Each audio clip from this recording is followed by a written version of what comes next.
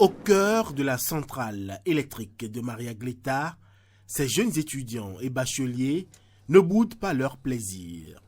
Ils font le tour des installations de ce géant de l'électricité avec comme point de départ la station de dépotage et comme point d'arrivée la salle des machines et celle des commandes.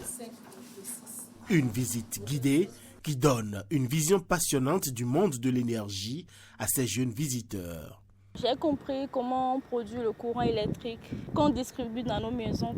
Donc ça me motive plus à beaucoup travailler. Ce que j'ai vu, c'était assez instructif. À voir ce que j'ai vu, je pense bien faire l'ingénierie.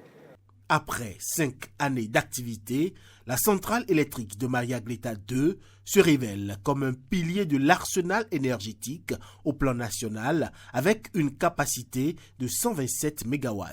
Maria Gleta 2, c'est une centrale de type diesel avec 7 moteurs et d'une puissance unitaire de 18,5 MW. Ça fait à peu près la moitié des besoins énergétiques du Bénin.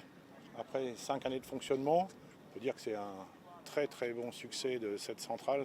Ces centrales marchent très bien. On a le même taux de disponibilité qu'un Airbus A330. Aucun répit sur le site de cette centrale électrique où les machines tournent à plein régime.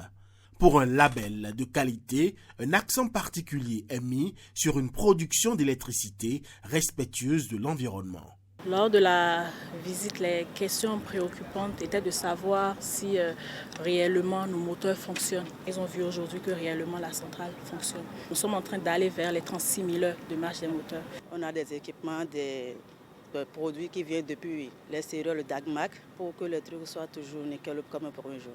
Avec ses 127 MW, la centrale de Maria Gleta 2 est un exemple de réussite avec des retombées positives sur la vie des communautés environnantes. La visite de ce jour, c'est une initiative voulue par le ministre de l'Énergie qui a pour principal objectif de permettre non seulement à la jeune génération de venir s'approprier le métier que nous faisons sur ce site-là, mais aussi de profiter et donner un aperçu aux populations béninoises sur l'état de leur infrastructure.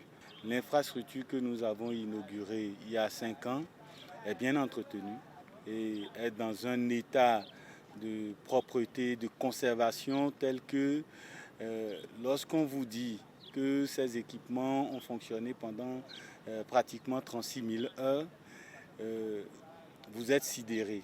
Au bout d'un circuit de près de 2 heures d'horloge, les jeunes visiteurs ne cachent pas leur satisfaction.